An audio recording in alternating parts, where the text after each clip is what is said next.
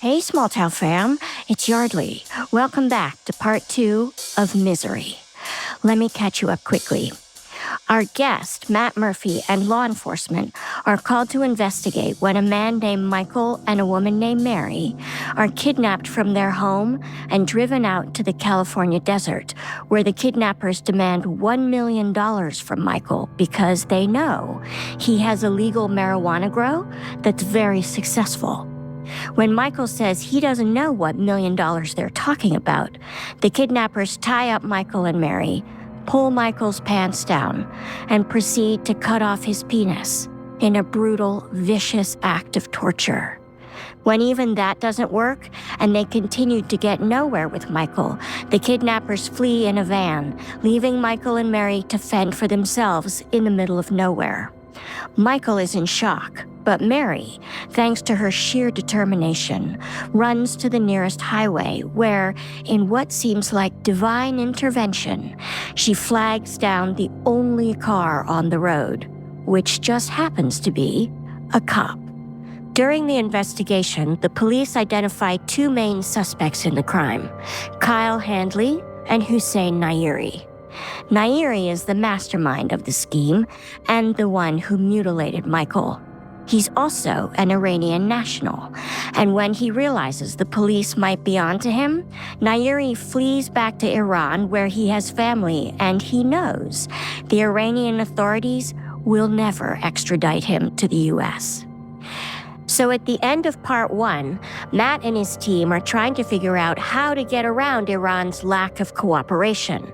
And they decide that the key lies in getting Nairi's long-suffering wife, Courtney, to help them. Here is part 2 and the conclusion of Misery. Hi there, I'm Yardley. I'm Dan. I'm Dave. And I'm Paul. And this is Small Town Dicks. Dave and I are identical twins And retired detectives from Small Town, USA. And I'm a veteran cold case investigator who helped catch the Golden State Killer using a revolutionary DNA tool. Between the 3 of us, we've investigated thousands of crimes, from petty theft to sexual assault, child abuse to murder. Each case we cover is told by the detective who investigated it, offering a rare, personal account of how they solved the crime. Names, places, and certain details have been changed to protect the privacy of victims and their families. And although we're aware that some of our listeners may be familiar with these cases, we ask you to please join us in continuing to protect the true identities of those involved out of respect for what they've been through. Thank you.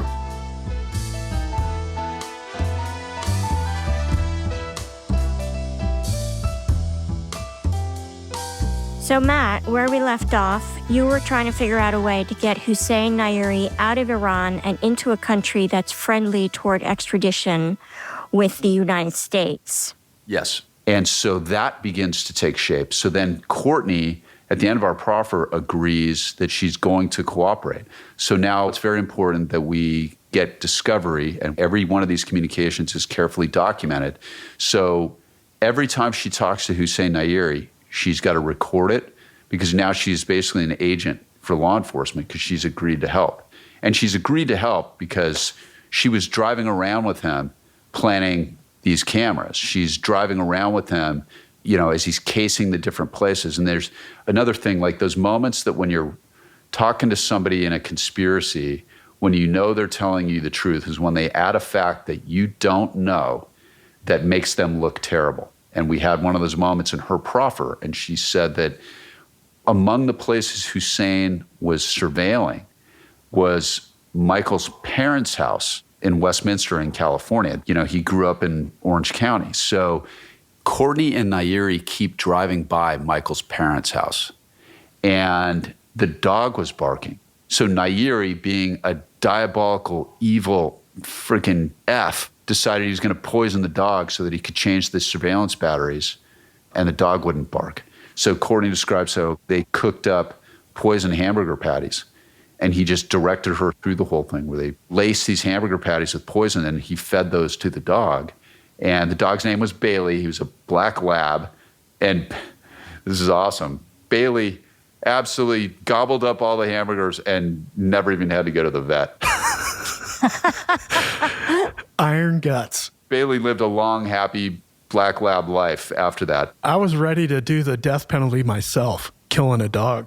Sure. Yeah, and that's another thing. Like, nobody loves dogs more than cops. There's nobody in the world that loves dogs more than police officers. And so I'm sitting in a room full of cops as she describes that, and everybody's like, you tried to poison not just a dog, but a black lab? Yeah, that's diabolical. Yeah, so that's information that's one of those things that this is a woman who's in law school. She looks horrible. That makes her look terrible. We didn't know that, and that came solely from her. And our thoughts on her really began to sort of shift a little bit. You know, when you got a crime that bad, initially it's like, I want to take everybody down. I don't have any sympathy for any of these people. I want to friggin' hammer them all. But Courtney, she had the best lawyer, you know, in Lou Rosenblum, and he's working on her to deprogram her. Nairi's really smart, and he's super paranoid, and he's very suspicious. So now how do we get this in motion without tipping him off? And the first thing, Yardley, you asked the question earlier, if you file a case, you know, is there a way to check? And the answer is yes, unless you use the old like wax stamp ribbon system that they used 100 years ago. You can still do that. There's no law against it. So it doesn't have to be digital. It can just be... It can just be paper. There were warrants and things before there were computers for hundreds of years. So we talked to the presiding judge and we're like, hey, look, we have reason to believe Nairi's checking the database. So we'd really like to do this the old fashioned way. And he thought it was super fun. He's like, you know, nobody knows this. And, you know, there's an old saying, old men are full of old stories. He's like, there's a drawer. And I remember when back in the old days, they had the forms and we wound up doing it manually so that Nairi could continue to check the computer system and not know. Meanwhile, we send Courtney to Nairi's uncle's funeral where she bumps into his sister. And they'd been talking about, after she took the California State Bar exam, that they were going to go and take some fabulous post-bar trip, and they talked about going to Spain. Okay, so Spain is in the EU, of course, and this is a little counterintuitive, but maybe it might make sense. A couple of the absolute worst places to try to extradite American criminals from are the UK, France, and for whatever reason, Spain. So basically the idea is to use the lure of this trip to Spain with Courtney and Nairi's sister to get Nairi out of Iran. Right. But if Spain is not extradition friendly, how do you do that? So since we're going to pay for the ticket out of Tehran, if we can lure Hussein out of the Islamic Republic, it means we get to choose the country. And so we don't want to send him directly to Spain because they're iffy. And France is better than the UK, but also not great. And we're definitely not sending him to the UK. So I have a conversation with a special agent in charge of Prague. And we have this call. And on that case, and this is going to be a little bit crass, but you're trying to get federal agencies to help you on something. It's not a homicide. It's a kidnap. And you hit bureaucratic roadblocks when you try to get the federal government involved and you're trying to get other countries involved. And the golden key to that was, hey, they cut off his penis. You know, and that would be like, okay, what do you need? So I talked to the special agent in charge of Prague, and he gave me this whole education on countries in Europe to extradite or not extradite from, and proving that at least in one moment the FBI had a sense of humor. They call themselves the Welcome Home Task Force. They're the task force that repatriates wayward American criminals. And so we got in with those guys. The U.S. Marshal's Office and the special agent in charge of Prague said, here are all the bad countries. You want to fly them through a country in the former Soviet bloc because they love America, they love Americans, and they understand what a corrupt judiciary really is, and they have faith that anybody they extradite is going to be treated fairly. So the thought is to get them on a layover type thing? Get them on a layover, exactly, because we're buying the ticket, right? So we buy a ticket from Tehran to the Czech Republic to route them to Spain. And that's our plan. And this is like a year in the making where it feels like we're walking this tightrope. And maybe he's going to come, maybe he's not going to come. And we've got to keep Courtney and Nairi's relationship alive. And we decided that we're going to enlist the sister This is Nairi's sister. It's Nairi's sister, right. Because if she's in on this, if she's on the plane, chances are pretty good. He won't get wise to it and... Yeah, he's going to trust them, right? So this is a super smart, utterly diabolical guy that we've got to get his guard down.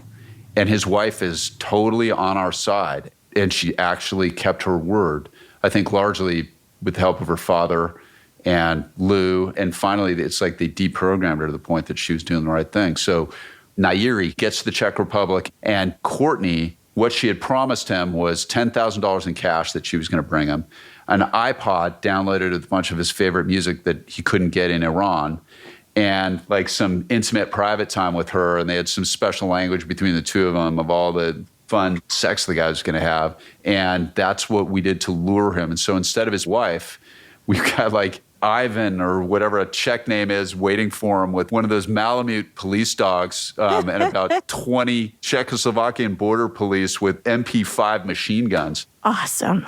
So Nairi is finally in custody. Yes. And does that mean that he's now immediately on his way to the United States? Or does this extradition take a while?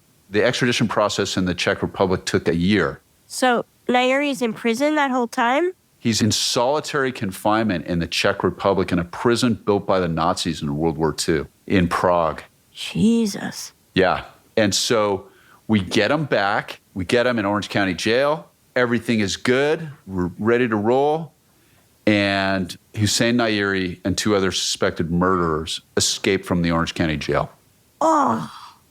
Yes. And I get one of the most classic briefings I've ever got. So they're super worried about Heather, my co-counsel, who put this whole thing together. So now Nairi also has gotten discovery. So he knows everything that Heather and I did to outsmart him, from the old-fashioned filing to sending Courtney to the uncle's funeral, to the conversations with the sister, everything. Now he's been betrayed by this woman that he was horrifically abusive towards. And we have undone his whole program. And this is a guy who absolutely hates my guts. Nairi now has read about how we outsmarted him. And when he left two photographs on his bunk. And one was my photo, and the other was Heather's photo.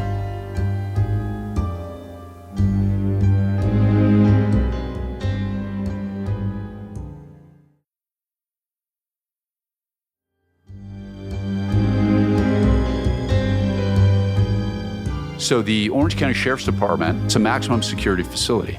When they book them in, they do what's called a classification process, where they're assigned a colored band. Okay, so red is the most dangerous. That's like the violent towards staff or other prisoners. Blue is medical. Yellow is that they're potentially dangerous, felons. Orange is they've been to state prison before. You know, there's this whole colored classification system.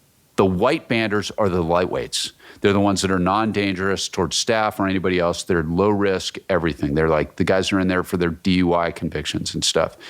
They give Nairi a white band classification. This is a guy that's fled the country twice. He's got a homicide. He's got a manslaughter in his background. After all of that, they give him a white band designation and put him in a dorm. And they're doing counts. They do, I think it's like 1 or maybe 2 counts a day for them, versus the higher classification guys that are literally under surveillance in these circular mods 24/7. They put him in a converted gym in a bunk bed with like 40 other guys next to a grate. They miss a count. And there's 2 other guys that miss it too. And one of them was reputed to be a freaking trigger man for a Asian triad criminal organization. Another guy's a local gangster, both charged with murder in the jail. And what these guys do, it's straight out of Escape from Alcatraz. They tunnel out from the grate, and they somehow get in hacksaws, and they hacksaw through all of these bars. Must have taken months. They climb up to the roof of the jail, and they rappel off the jail roof. So we get this briefing after all that work that we put into this. And a lot of people don't know this. Iran has diplomatic relations with Mexico. They're both OPEC countries. There is a full-blown embassy for the Islamic Nation of Iran about 20 minutes south of the border in Tijuana. And they don't stop you when you drive into Mexico from San Diego. You just drive in. They don't check IDs, they don't do anything. There's no way in my mind that Hussein Nayeri is not already back in the Islamic Republic of Iran. So he's in the wind. He's in the wind. My picture is on his bunk, which is a little menacing. It was a total message. And we have the breakdown with the security risk assessment guys, and they're like, Heather, we're going to have a car outside your house. Don't worry, we're going to have armed deputies. We're going to do this, we're going to do that. We're going to make sure you're safe. She's like, okay, good. And then the briefing's like ending, and it's like, what about me? And they're like, yeah, you drive safe. Drive safe on the way home. So one day turns into 2, turns into 3, turns into 4. By the way, it's about 2 hours from Orange County to the Mexican border. In the middle of the night when they escaped, you could probably do it in about 90 minutes if you're really motivated. They'd been gone for about 18 hours when they finally counted their prisoners and realized they were missing 3. About 18 hours had elapsed. So Nayeri literally could have done laps back and forth to the Iranian embassy in Mexico. There's no doubt in my mind he's gone. The guy that we outsmarted has outsmarted us. He got away with it. And then we get one of the missing trio, and this was national news. Their 3 mugshots, 2 murderers and Hussein Nayeri, was all over everything. And then one of the guys turns himself in, trying to collect the reward on himself. And it turns out instead of driving south, these guys went north. And right after that guy, they recapture him. He turned himself in. Right after this guy turns himself in, we get footage out of the Sacramento area where Nayeri at 3 a.m. is walking up the side of the house of somebody with the name of N. Kevorkian. And Naomi, who is one of our co-conspirators, was married to Ryan Kevorkian. So it's N. Kevorkian. And it was somebody completely different. But they call it in, and somebody had the presence of mind and say, I think this is your escaped guy. And it was Nayeri. And Heather, again, my super funny friend, who's my co-counsel, we were very upset. And she's all fired up, and somebody put a microphone in front of her, and she's pissed. And we have nothing to do, the prosecution has nothing to do with the way the sheriffs run their jail. Like, I have no input on how they classify them. And she's like, a fucking white band? Fucking white band? Are you kidding me? Like, it's like they released Hannibal Lecter. That becomes a headline. Heather gets in tons of trouble for that. And then the next day, some homeless guy in Golden Gate Park in San Francisco, turns out he's a news junkie. He calls and he's like, hey, you know that Hannibal Lecter guy you're looking for? Well, he's smoking pot in a van here in the park. And Nayeri gets recaptured. Shut up. That is amazing. So that comes to trial. Nayeri's lawyer was a guy named Sal Chula, who, like Lou, was absolutely top-notch. Phenomenal trial lawyer. And now he's representing Nayeri? He was representing him before he escaped. And we're arraigning him in this thing's CJ1, which is actually in the jail. It's a special courtroom in the jail. But it wasn't originally designed that way. So it's this tiny little room in the cage that they have these guys in. It's for the ones that don't even want to put on a bus. Nayeri's gone from lowest security to a maxi security. And they don't want to transport him, so we do his rearrangement after he's been recaptured in CJ1. So we go to trial, and Nayeri testifies in that. And the goal is you always want the bad guy in violent crime. You want the guy to get angry. And he denied any involvement in this, and he said that this is all Kyle, and that victim owed Kyle a bunch of money. And Kyle asked him to do some surveillance, but that's all. And he had nothing to do with the kidnapping, blah, blah, blah. And he insists he was never inside Kyle's business. So we got a bunch of film from when we searched Naomi Rodas' storage locker, and we found Nayeri's burner laptop computer, and we found the pump action shotgun that they used. So we have a little cornucopia, little like box of great evidence that we got from Naomi Rodas. But among that, we had photos from one of these burner phones that we recovered. They're pictures of one of those directories, like business directory, with like the plastic letters, you know, that like the dentist's office have, you know? Yeah. And they're in glass. So Nayeri's up there, and he insists that he never went into the business. He never entered the business, was never there, blah, blah, blah. And we've got these photos, and Heather leans over right in the middle of the trial, and she's like, Murphy, look at this. And she shows him this thing, and I'm like, yeah, it's the directory. She's like, no, look, dummy. And it was his reflection. He's reflected in the glass.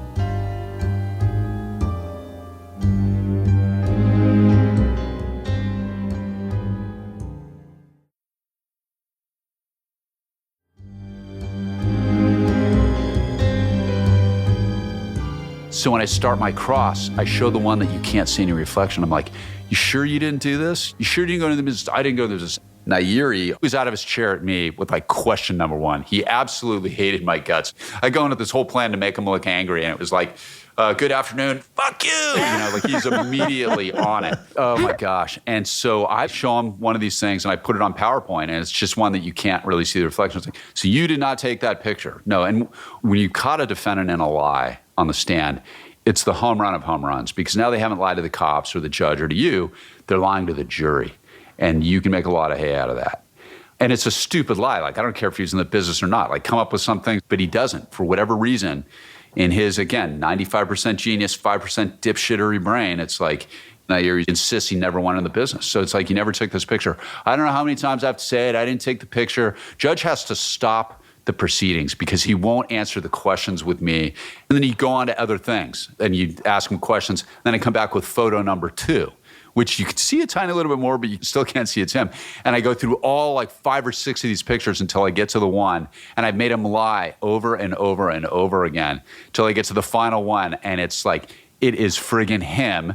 He's got hip like aviator shades. He's wearing a shirt that I think we found in the search warrant. Like, it is Hussein Nairi. And it's like, you want to tell us now? This is you? No, you don't see anything, nothing to see here. So he got so angry with me. My final question on cross-examination was, look, we're all wondering, why didn't you just leave it there?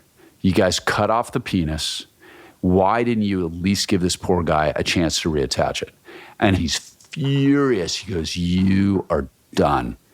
I'm like, I'm done? What do you mean I'm done? He's like, I'll answer it personally. You are done. And it's this super menacing, like, that was what I really wanted. And then the argument that you pair, ultimately in closing argument with that is, ladies and gentlemen, think about this. I'm a senior deputy district attorney in a courtroom. I'm surrounded by armed police officers. And because he'd escaped, there was like 10 bailiffs in that courtroom. And we've got all of these professional law enforcement officers and literally sitting in a chair in between a superior court judge and you, a jury that's going to decide his fate. He threatens the prosecutor. Imagine what that guy is like in the back of a van when he thinks he's getting $1 million and he's not getting it. Imagine what that guy is acting like when he's not getting what he wants, when you're not there and I'm not there. Imagine what Michael was going through.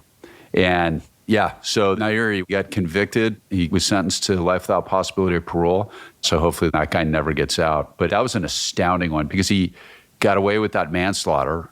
He got away with going AWOL from the Marines. First they gave him a dishonorable and he talked his way into a general discharge.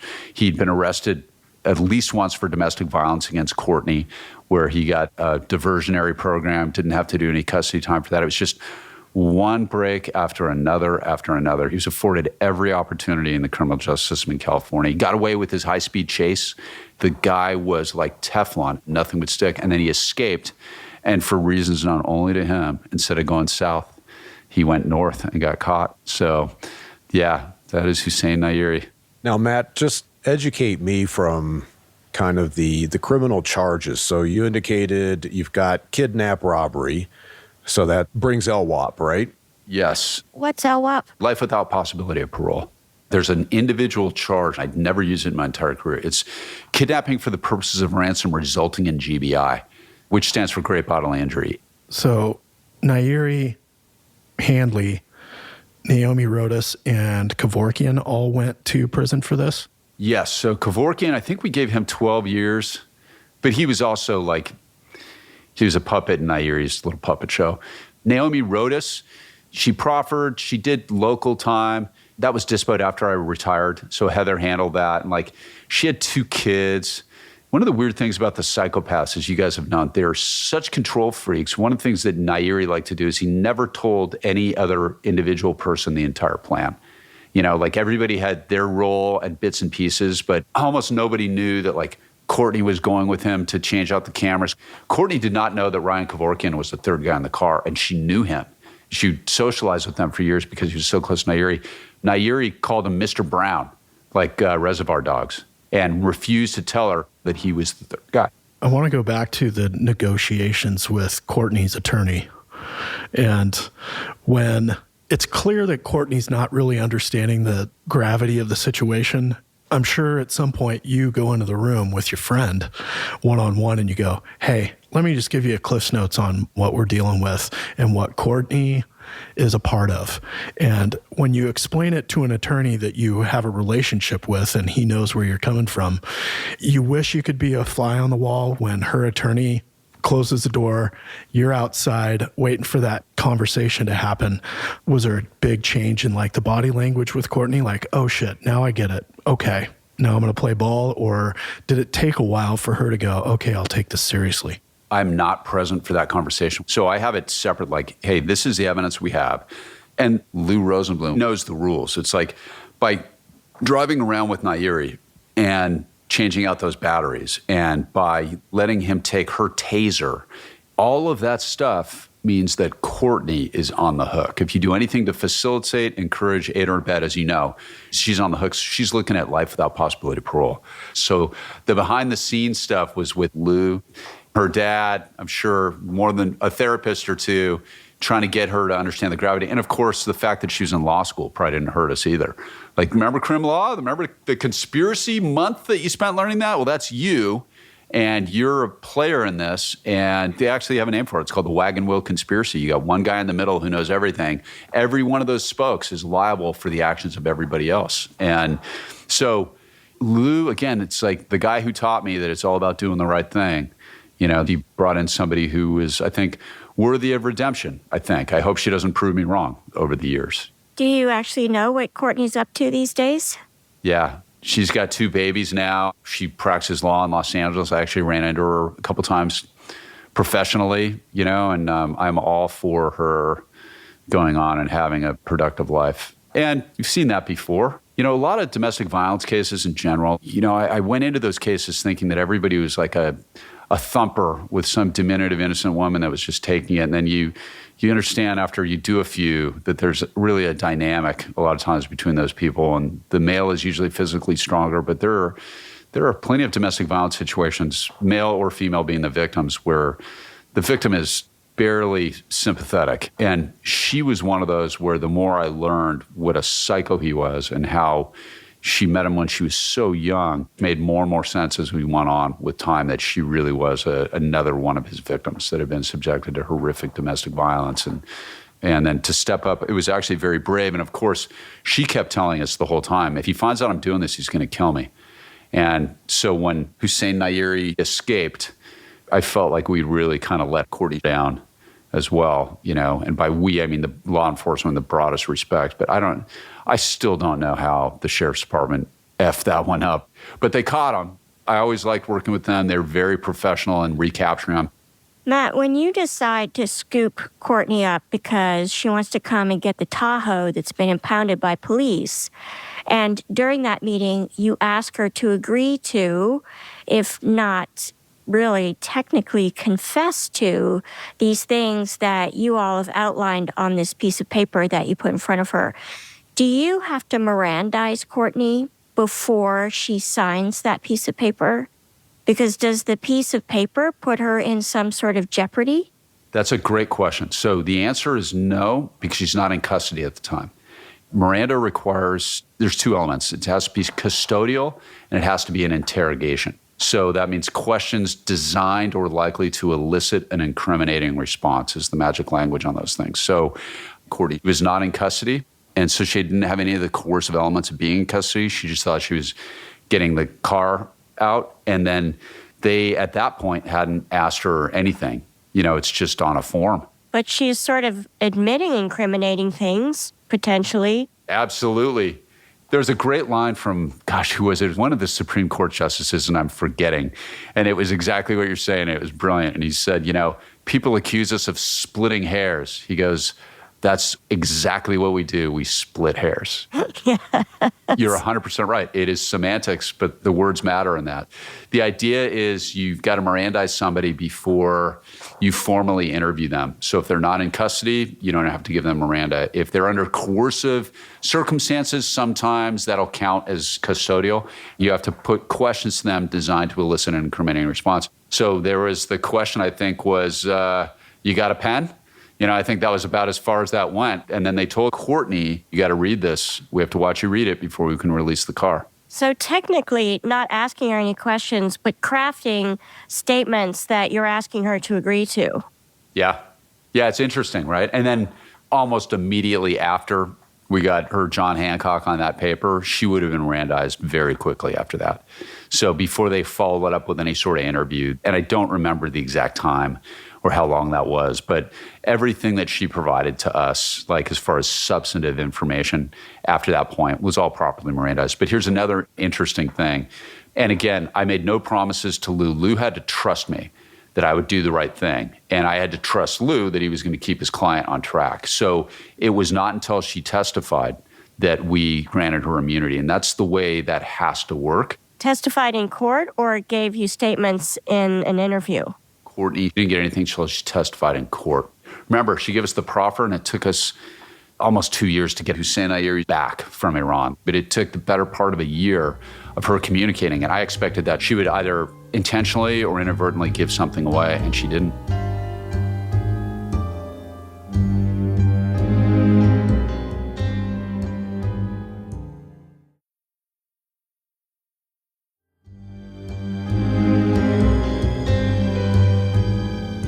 Can I ask you why Michael's last name was never released? We treated it like a sexual assault. And as an office policy, we filed it as Michael S. And then I thought of, the one thing we might be able to give him is maybe just some tiny degree of anonymity. Yeah, of course. I just was curious. Yeah, that's why we did it. I'm glad you brought us a case that kind of talks about these marijuana grows in that business. And in my experience in the home invasions that I've investigated, sometimes they're the most violent, vile crimes that I've ever seen. Yep. It's not the unicorn riding hippie. A lot of these guys are vicious, cold-blooded killers. I still, to this day, guys, I cannot believe we pulled that one off. That was one of the most fun, hunts. I wrote a whole chapter in my book, The Book of Murder, about this case and all the behind-the-scenes workings. It's an amazing case. Again, just the tenacity and the stick-to-itiveness. It's not a homicide. It's not even your department, but it's a horrific crime, and I just love that. I just like it when the good guys win. Thanks for doing that. Yeah, thank you. It restores your faith a little bit. Yeah, it does. And these guys can say, Dan and Dave and Paul, you walk into these horrific murder scenes and your faith in humanity is challenged. And then immediately the restoration starts and the crime lab guy comes in, not complaining at 3:00 in the morning and does something brilliant. And the detectives are there and you just work it all the way up. And the prelim judge is awesome. And then the jury is listening and they're sober and taking their job seriously. Every murder or every horrific case like this starts out with something awful. And then, I finished my career really with the strong belief that the vast majority of humans are good. In this weird, crazy, divisive time in our country, there's a few areas of common ground. Words like malice aforethought. That was common day parlance when they first started putting that in the law. We don't use that today. It sounds archaic, but it just means essentially you decide to do it before you do it. You meant to do it. You meant to do it. That's all it means, right? But those laws predate the time of empires and even kings. I think first cuneiform has something pretty close to the 10 Commandments in it, and they talk about murder, and the difference between first degree and second degree murder. Those concepts have been evolving without a whole lot of change for thousands of years. And so this is an area where people really can come together and agree. It's a place where the good guys are still the good guys and the bad guys are still the bad guys. And I don't know, maybe all of America can watch a little bit of true crime and listen to your podcast and everybody can just feel a little better about everybody else. Maybe. I hope so. I agree. Thank you so much for that. Nice work. Yeah, Matt, that was a great job.